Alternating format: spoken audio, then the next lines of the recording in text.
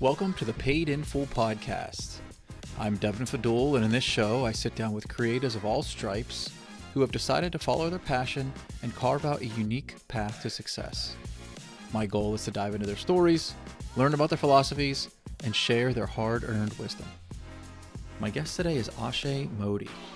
He's a startup founder, writer, and all-around super thoughtful guy. In our conversation, we talk about his background growing up in India, career burnout and sabbaticals, what he loves about Miami, and much, much more. Before we get into it, I wanted to remind everyone to check out the show notes, which includes links and references to everything we discuss. So with that, let's dive in. I was just reading this morning your blog, which I love. I admire a lot of the aspects, like your openness and just the way you write in the content, but also like it doesn't feel forced. A lot of people, including me, like I feel like sometimes I'm trying too hard to sound smart and to get like a hot take across. I'm curious, like when you started the blog, why, and like where do you want this to go in the future? Yeah. Appreciate the kind words. For me, it's more about writing for myself. That's really what I wanted from this. Yes, I put it on a public website, so if someone lands there, they can read it. But really, I wanted to take away that pressure that comes from writing for others or like, oh, I need to build up a base of subscribers. That took a while, to be honest, to click for me. But when it did, it just made it much easier for me to be like, I'm just gonna write. I don't care what happens with it. Hopefully it gets better with time. And it's just really about getting the reps in. That's kind of the mentality I went in with. So the why one, I've dabbled in writing in the past at various times. Until now, it never kind of stuck. If I reflect on why, I started a Substack right when the pandemic happened. And I think I wrote 3 or 4 times and I psyched myself out. I was like, oh, I need to send this to a bunch of people, get their feedback, see what they think. Am I doing this right? And then it just kind of ended because, I got anxious over it. So, I've had an interest in writing for a while. And this time I just, like I said, I changed the mentality that I went in with. And I think that helped a lot. Also, obviously, a big thing for me was I'm on a sabbatical right now. So I just have more space and time to think about stuff. So that's been super helpful.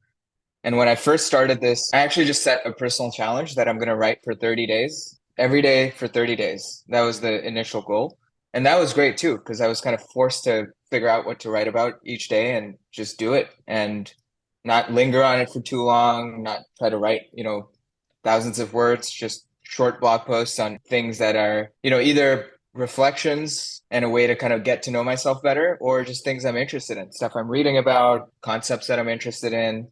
I did a series on a book I read.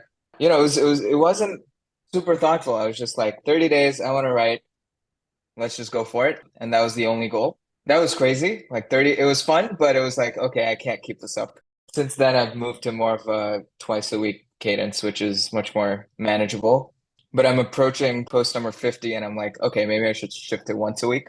We'll see how that goes. But yeah, that's the high level, I guess. What is your writing schedule? I just cannot seem to get a regular cadence down. I'm always looking for tips and tricks. In general, I'm not great with schedules. So I'll just put that out there. I've always struggled. I'm a night owl.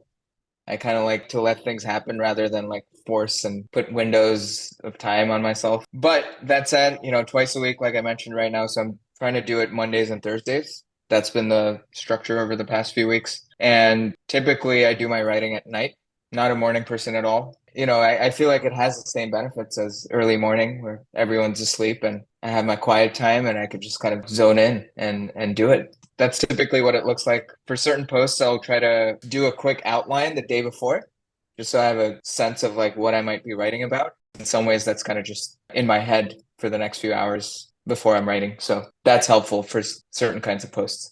Other posts where it's just me talking about myself or my experience with something, it's just more free flowing. So you mentioned sabbatical. Let's work our way up to now. So let's start kind of from the beginning. So you grew up in India. You want to tell me a little bit about that? Like what city you grew up in, what your family dynamic was like, when and how you made it to the States. I'm curious about your childhood, essentially. Yeah, so like you said, I grew up in India in Bombay or Mumbai, like it's called now, one of the biggest cities in India. Yeah, spent the first basically 18 years of my life there. And we lived in an extended family. So my parents, my grandparents, my brother, all of us lived together. And that's pretty common in India. In fact, oftentimes it's even bigger than that. You know, you'll have your siblings and sometimes their kids, and it can kind of keep going from there. Yeah, that's kind of what the family dynamic was like. My parents and my brother, and they still live in India. So I moved here when I was 18, like 2006. So it's been a while now. I basically spent all of my adult life here. So it's been interesting to kind of have my feet in both places. I still go back fairly frequently. We try to go back once a year.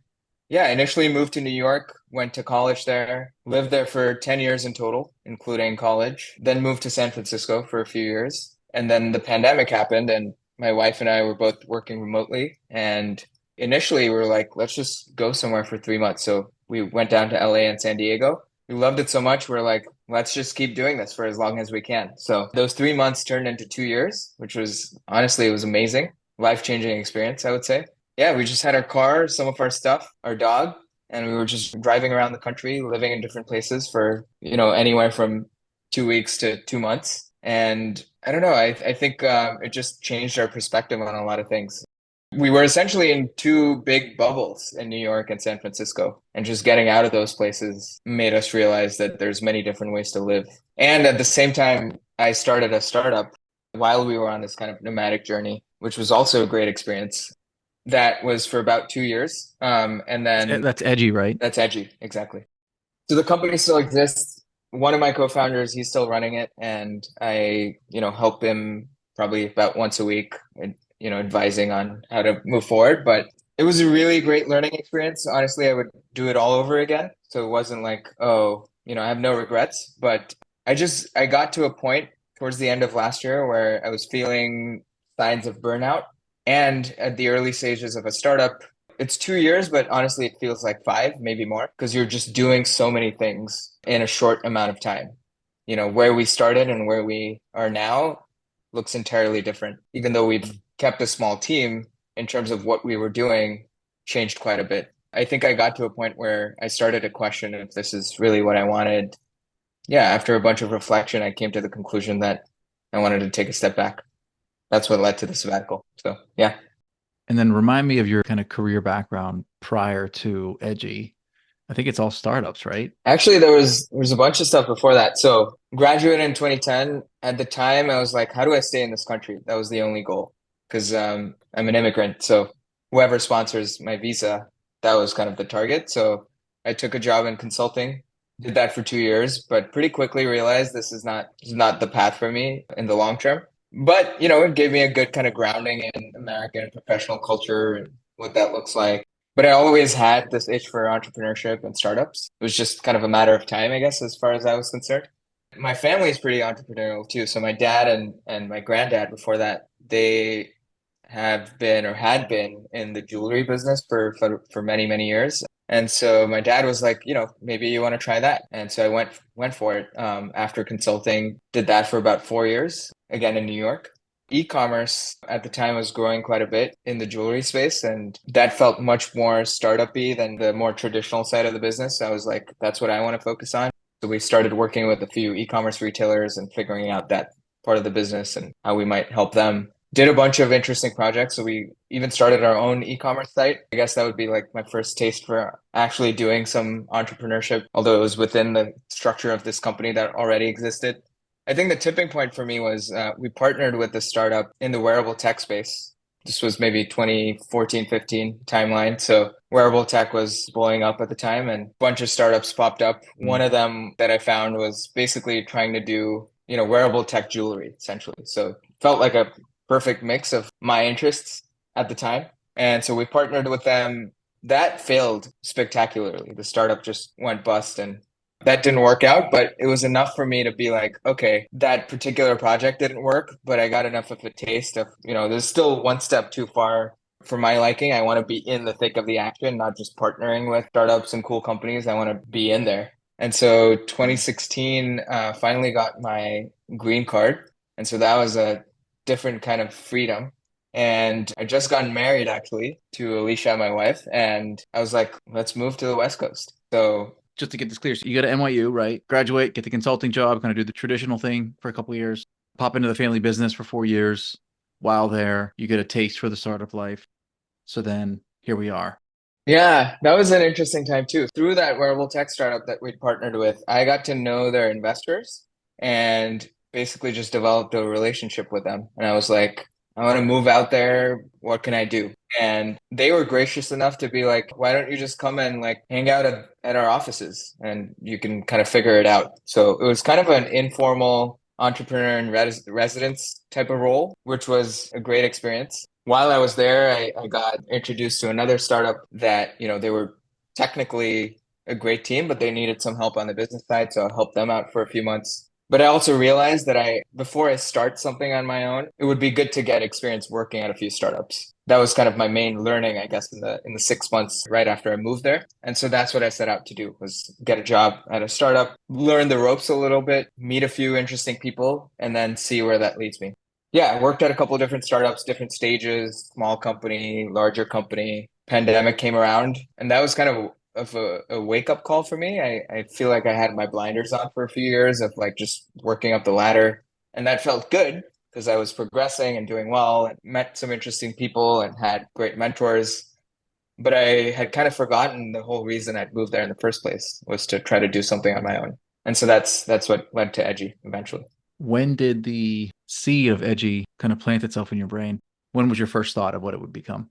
So this came about in a pretty interesting way. I'd been thinking about, okay, what kind of startups I'd be interested in. The thing that kept coming back over and over was something in the, let's say, broadly learning and education space. And the main reason for that was all of the choices I'd made in my life, especially work related, were all tied to how do I grow as a person? How do I learn more? I felt like I stumbled my way through a lot of decisions. And so I felt like, our education system tends to focus a lot on hard skills and not enough on the softer skills. Things like critical thinking, creativity. How do you develop them? So that was my starting point was how do we help people do that better? Kind of reflect on their lives and understand where they're going and not just kind of go for the biggest paycheck or the most popular job of the day. But while I was doing this, figuring out, okay, what do I do with this? Where does this go? I got introduced to Josh, who eventually was my co-founder at Edgy, and Tinsley, my other co-founder. They were already starting to work on something, and that was Edgy, basically. Josh was teaching at NYU. Pandemic happened. He started running essentially cohort-based courses for high school students, helping them learn about things that are important in life, but isn't really a focus in school, especially future-focused topics. So that felt pretty aligned with my interests. We kind of just hit it off. And I think we had different enough experiences where we were like, let's come together and do this thing. There's something missing in our, let's say, institutional education systems. Part of it, I think, is just oftentimes, just based on what I've observed, especially over the last few years, working with a bunch of high school kids and observing them, is they're coerced into so many things that they don't really want to do that they tend to lose that innate curiosity that we all just have as human beings. And that just feels tragic. So really the goal of Edgy was how do we ignite that again? How do we help young kids find that curiosity again and just follow their curiosity? Because in some ways, everything else kind of takes care of itself if you could do that thing. And it sounds simple, but I do feel there's something there, which is don't force things on people.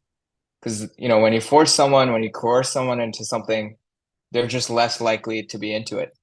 That's just human nature. Mm. And so allowing them the space and the time to explore and learn, make mistakes, I feel like is one of the keys to unlocking a bunch of this other stuff. So initially we started off as essentially Socratic discussions for high school kids. So we'd put small groups of high school students together and let them have conversations on different topics, things like capitalism or future of humanity, AI, all these things that are really important, but are often just not discussed in school. And what we found was just putting these kids together in a room, letting them have a conversation. You'd find, a lot of students would tell us like, oh, I'm not even great at school, but I love this. Like they find a spark that they weren't finding in school because they were feeling left out or finding that school isn't a place for them or that they just had to listen to some kind of authority figure. So that's where we started. We started with this kind of peer-based learning model, ended up pivoting a couple times. So what's the core value prop now? I'm simplifying a little bit, but it's like Chat GPT for high school students. That's literally what I was thinking. Yeah, so we'd been working with the underlying model GPT-3 at the time for several months before actually ChatGPT launched. We were doing all this other stuff.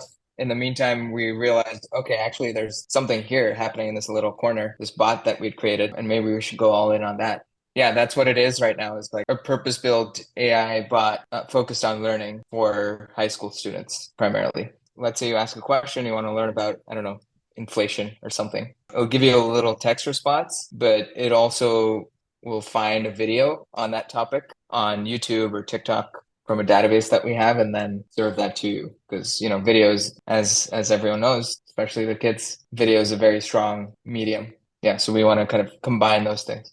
I mean, forget about kids. Like I'm not gonna say I can't learn anything from text anymore, but I don't know, man. 90% of my learning is on YouTube these days, or some form of video. Like I find myself, even I'm researching something for a client, I'm going to YouTube. Like I can't even read.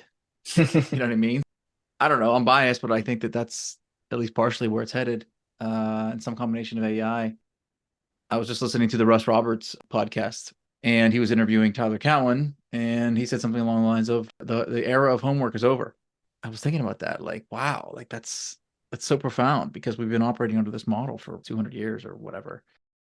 Back to edgy though, was there one moment where you kind of had a burnout? Was it one terrible day or a crazy month where you just said, all right, I need to step back, or was it just a daily grind? Yeah, it's a good question. So Tinsley decided to step back. So one of my two co-founders. I mean, at the time, I didn't think too much of it from my own perspective. We totally understood her decision and her reasons for it. But at the time, I wasn't like, oh, maybe I should do that too. But what did happen was a couple months later, we were into this pivot of basically focusing entirely on EduBot. And Josh and I were just having a conversation about, hey, we have been doing this for a while. It's been almost 2 years, and it'd be completely reasonable if either of us or both of us were like, we need to take a step back from this. That'd be totally understandable considering everything we'd been through. And I think that sparked something for me. It wasn't like an overnight, oh shit, I gotta stop. But it did lead to a series of things from there where, I just reflected a little bit more, thought about where I was, how I was feeling about things. I was feeling like I was making decisions that I wasn't feeling great about, like choosing between working more on edgy stuff or focusing more on personal stuff and family and Alicia and stuff like that and time with them. I just got to a point where I realized, even in the best case scenario where we raise another round of money, how would I feel? And instead of feeling excited, I felt anxious thinking about that. And I think that for me was a moment of, okay, there's something here that I need to take seriously. Yeah, I started reading some stuff to see if that would help me. That's actually when I came across Paul and his book, The Pathless Path. That was huge for me. Just reading that book kind of validated a lot of what I was feeling.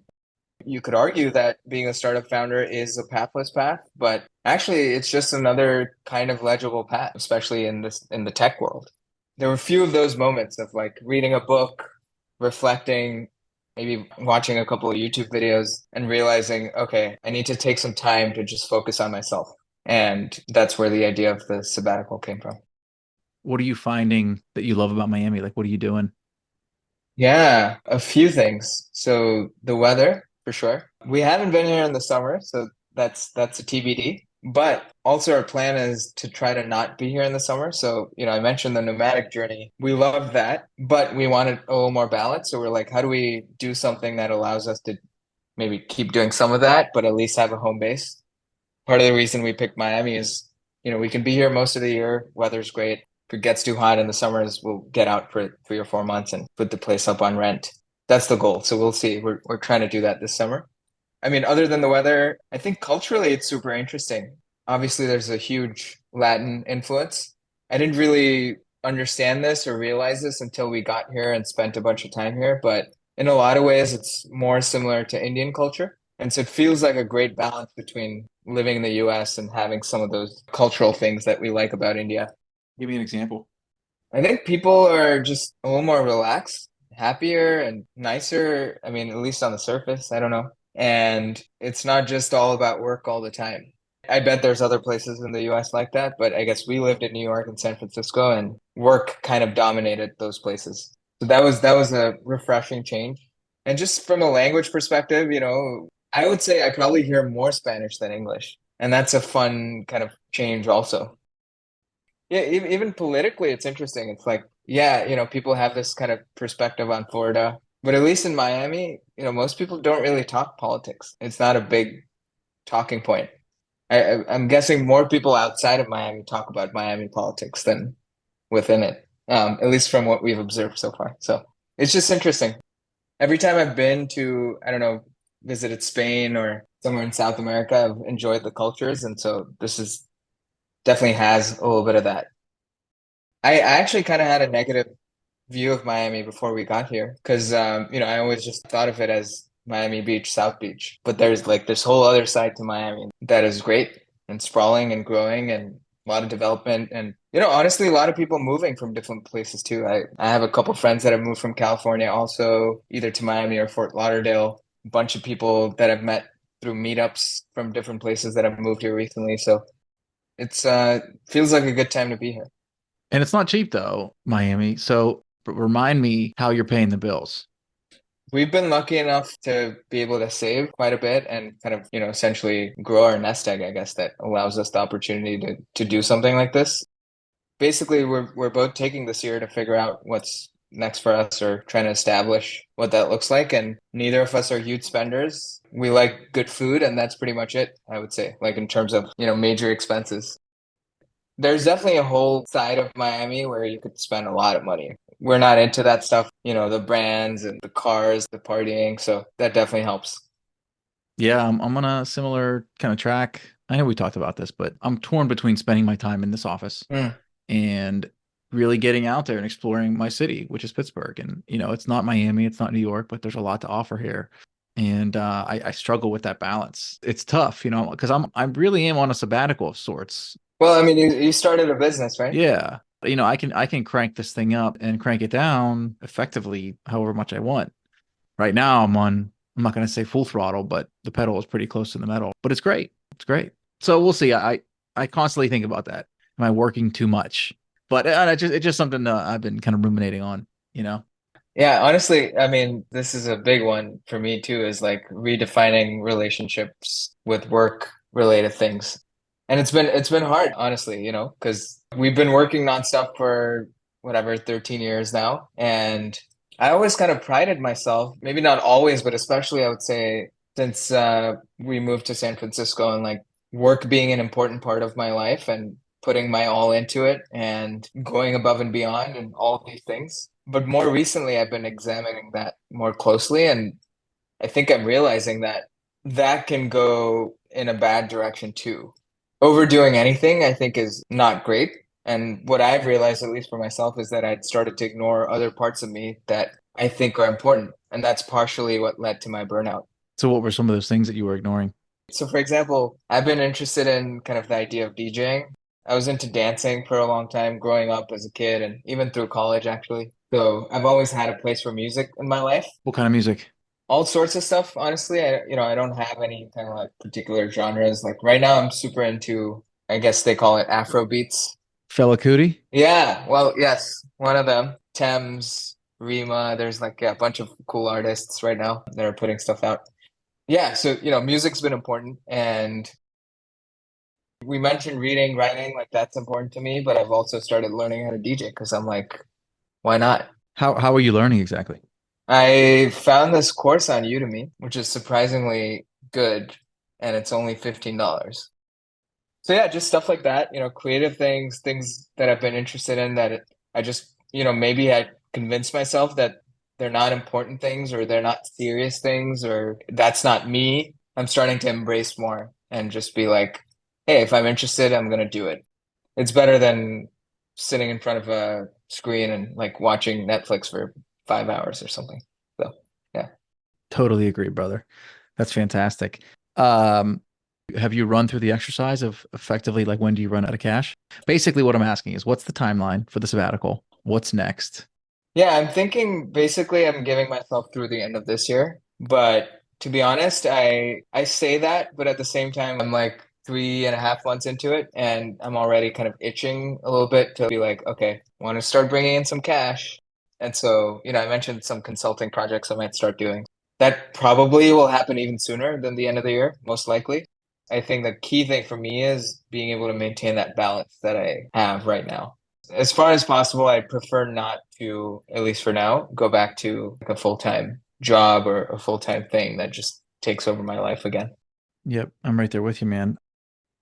You're only a few months in, but any advice to, because I talk to a lot of people thinking about going on a sabbatical or on a sabbatical. Any advice, any thoughts to folks that are thinking about doing it? Yeah, yeah. I think probably a few things come to mind. One, I think we kind of covered, just being mindful of what your personal and financial situation looks like, because you don't want to get to a point where you're a few months in and you're feeling the pressure and you're forced to make a decision that maybe isn't in your best interest or just for the money itself. So trying to plan ahead for that as much as possible, I think is probably the baseline, I would say. I think beyond that, I got really good advice from this guy, Casey Rosengren. He's done like two or three different sabbaticals. So he has a lot of experience with it. And one of the things he told me that really stuck out the first time I talked to him was he didn't call it this, but I guess I named it the anti-deadline. And the idea is basically whatever timeline you choose, pick some time within that as the time before which you won't think about what's next. So let's say I'm on a 1 year sabbatical and I say for 6 months, I don't want to think about what's next. It's really hard to do because it goes against all of your instincts. But I think it's really important because you want to give yourself the space and the time to let things marinate, let things happen, explore things, kind of be introduced to things that you may not have even thought of. Because if you immediately start thinking about what's next, you're going to jump to the obvious answers. And ideally, if you're doing a sabbatical, part of what's driving it, I would imagine, is a desire to change things and to grow and kind of figure something else out or something new out.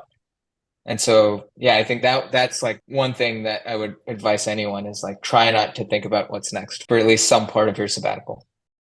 Yeah, and beyond that, I would say early on in the sabbatical, I got into a little bit of like trying to plan my days a bit too much, and it just felt like another type of job. So I was like, okay, I need to be more compassionate with myself. It's okay.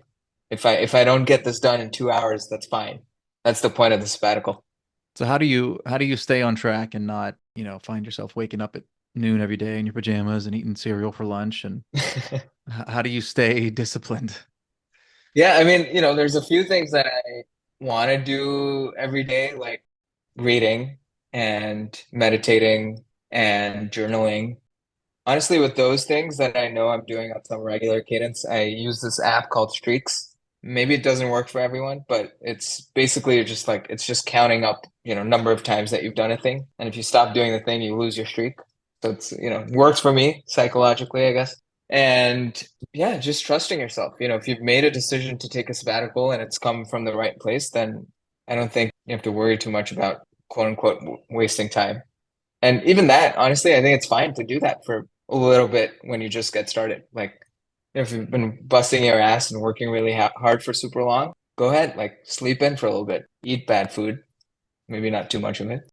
Let yourself have that. And I think for me, at least, I would realize it's not going in the right place. And you kind of self-correct. But, the main advice from that is like, don't get too serious about it.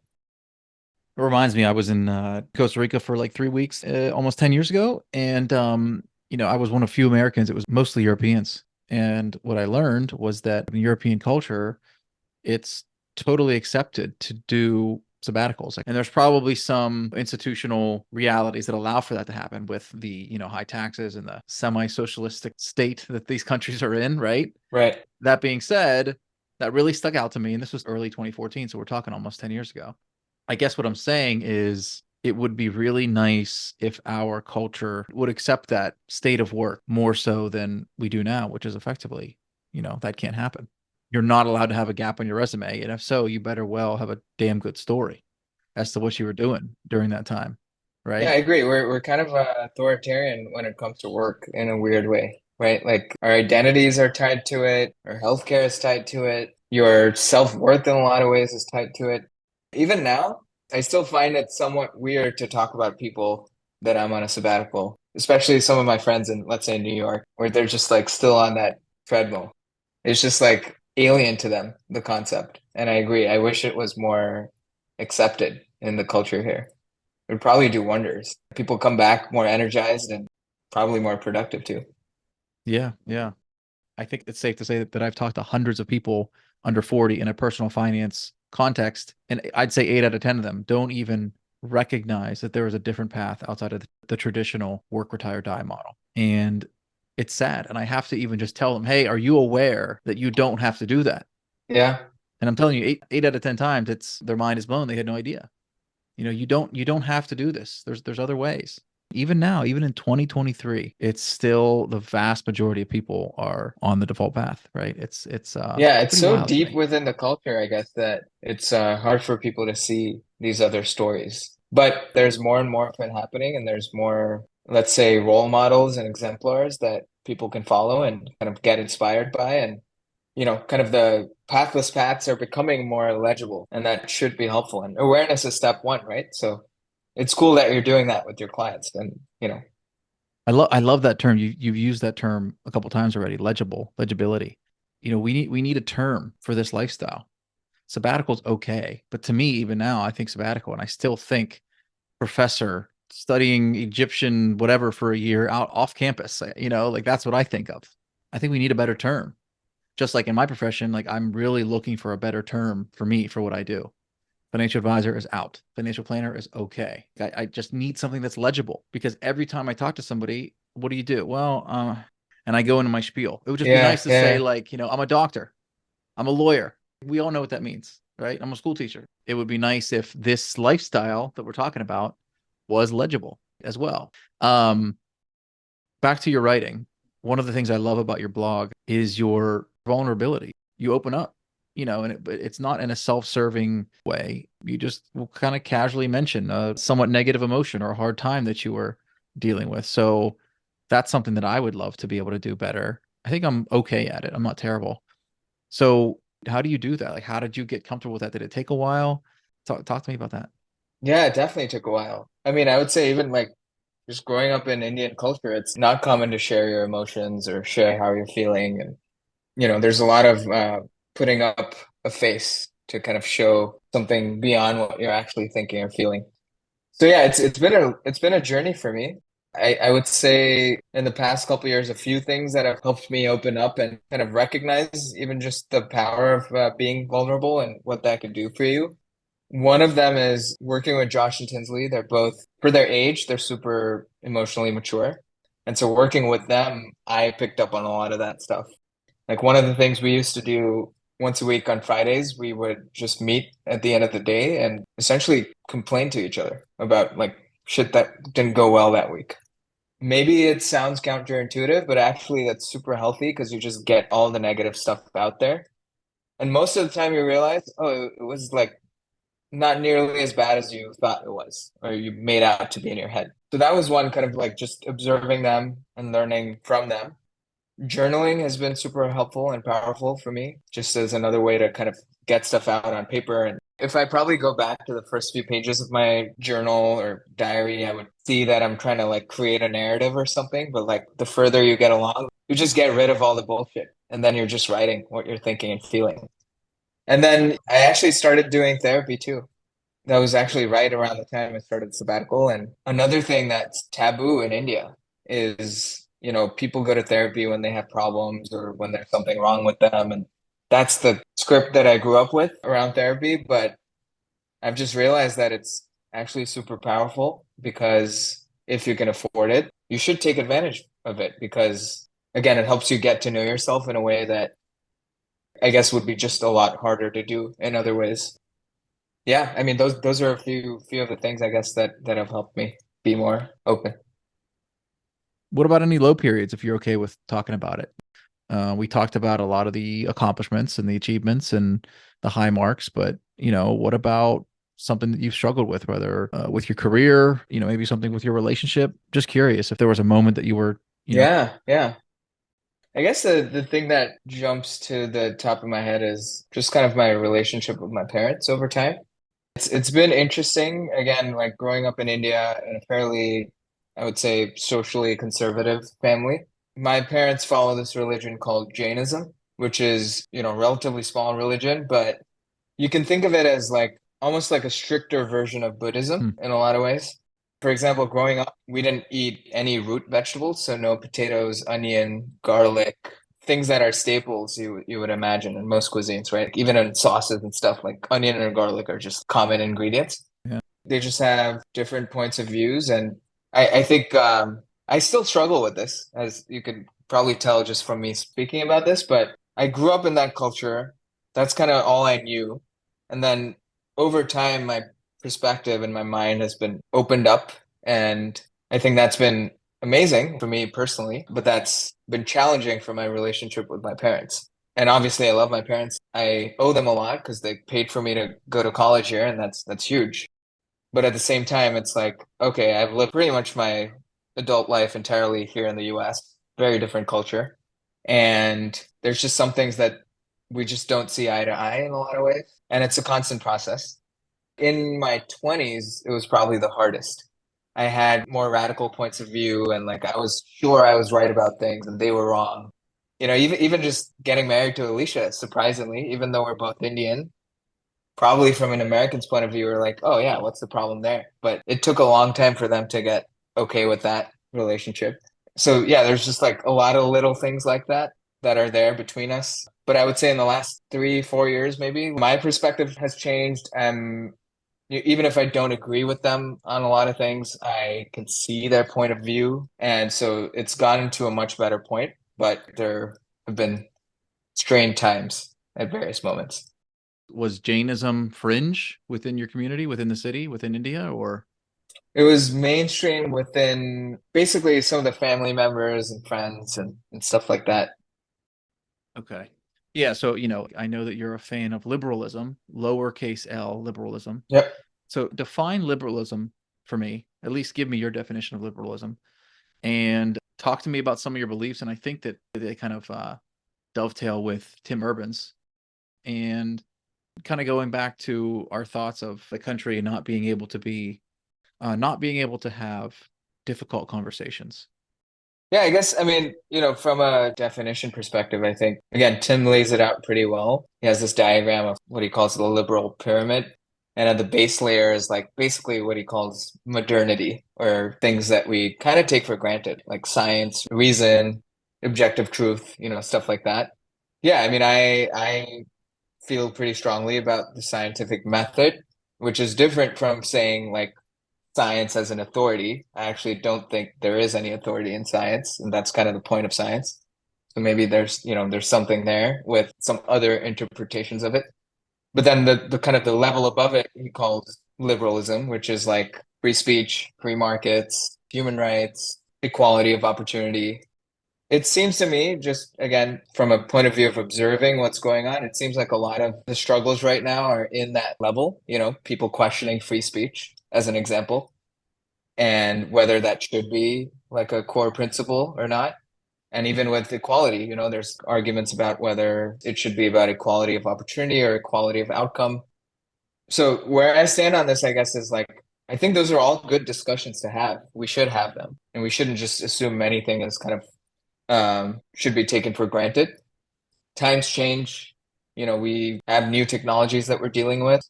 I think it's completely reasonable to question some of these principles, but I think the challenges start to happen when people refuse to have dialogue. I think that's where things start to break down. Is like, no, what I'm saying is the only truth, and you should not have a point of view because of X, Y, and Z.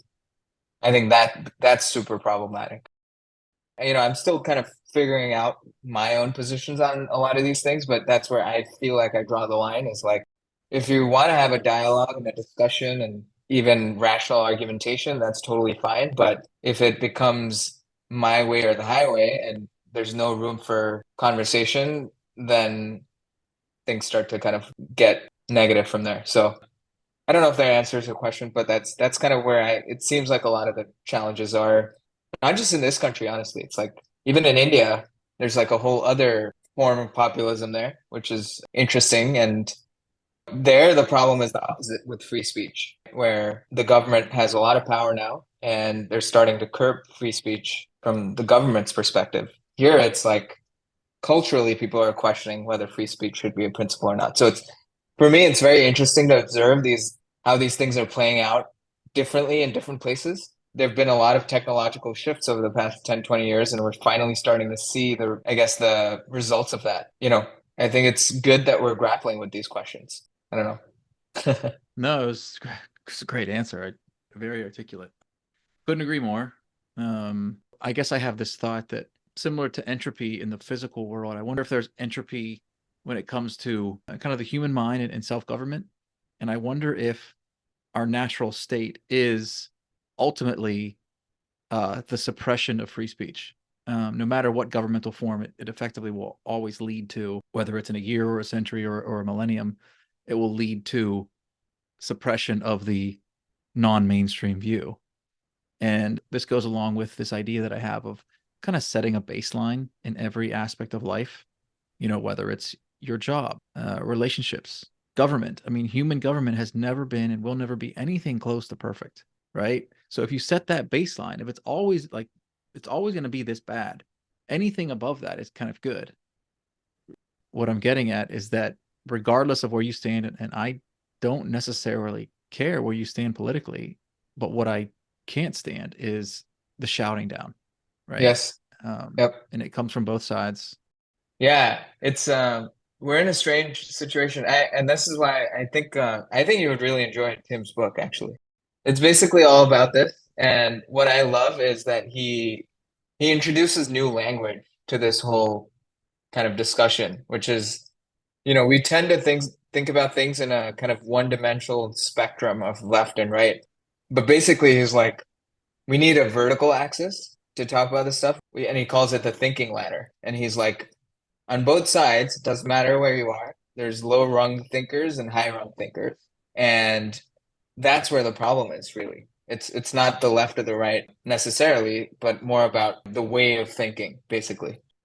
It's also not to say that we're always high rung or always low rung. In fact, all of us kind of go back and forth between those things, but it's about trying to be as high rung as possible. And I think, just tying it back to what you said earlier, I think you're right. Like the default state is not to have free speech.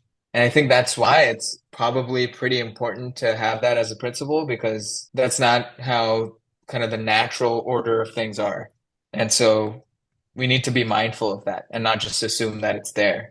And I think what I see as someone who's grown up in a different place and lives here now is that people take it for granted, but most people haven't experienced a time when like free speech wasn't possible and what that does to you and to the culture. So yeah, I don't know. I'm reading a Thomas Jefferson biography, Mm, and I mean, there's so many incredible takeaways, but one of the ones that I found the most impactful is this idea that immediately after the government was formed, I don't know if you know this, you're not American. Like we grew up learning this, but you kind of forget it, right? You don't, again, it just is what it is. You take it for granted, like you said. Anyways, it's not an idea. It happened. As soon as the government was formed, the guys split into their individual factions, and there was so much infighting.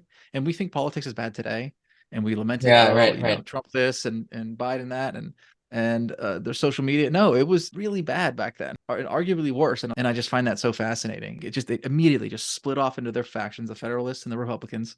And these guys wanted this, these guys wanted that. And then just the attacks were like so vicious. It was a different time. And then the other thing is that you realize like this idea of free speech, you are able to view it in the context of what it meant 250 years ago. You have this set of British colonies that weren't allowed to speak against a certain segment or segments of the government. And they put it in Yep. there effectively, the Constitution as a contract. The way that I see it is it's a contract between the government and the people of like, here's what we're allowed to do. Here's what we're not allowed to do. One of the things we're not allowed to do is persecute you for saying certain things. And it goes back to the point I made earlier about setting the baseline. I think that the American system of government is a minor miracle. It's a work of art. I think its success has just only goes to show that. That being said, it's incredibly flawed, Yep. like all human enterprises are. Anyways, that's another thing. I'm a history nerd, but we'll talk about that later. the last thing I know you wrote about the show Indian Matchmaking, which, it's juicy as hell. Like it's so entertaining. And yeah, I was just curious, like thoughts on the show coming from Yeah. somebody who's been in that culture. Like, what do you think? Yeah. I mean, as you said, I wrote about it a little bit, just reflecting on it. Also, just trying to think about why I enjoy it, because I'm not typically into reality TV at all. But yeah, there's something about it that hits home more for me. Yeah, I mean, it's fascinating. I think the idea of arranged marriage has been in our culture for a long time, and for the longest time, I kind of dismissed it as like, yeah, that's like an old way of doing things. That's not going to last very long. And again, like, going back to something I said about my parents and their views, like I've come around to be more open-minded to things like that, I don't necessarily agree with, but I could understand why others do and how it might work. I feel like there's also a kind of, let's say, a loneliness epidemic.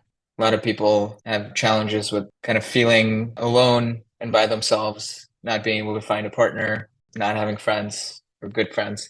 Yeah, that's one of the cool things about Indian culture, I would say, is that this kind of collectivist attitude means that oftentimes, not always, but oftentimes there's someone that you can fall back on. And what the government won't do for you, the society that you're in or the culture that you're in will. And so I think that's an interesting part of the show is that, there's all these young people that haven't been able to find partners, and this is kind of an alternative way to do it. And I don't know what our hit rate is.